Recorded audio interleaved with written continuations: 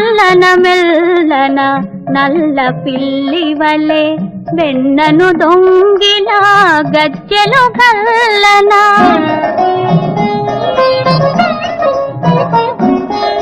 మెల్లన మెల్లన నల్ల పిల్లి వలె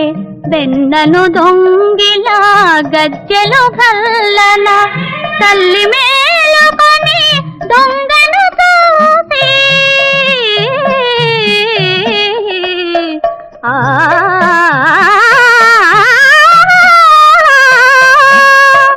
తల్లి మేలుకొని దొంగను చూసి అల్లరిదేమని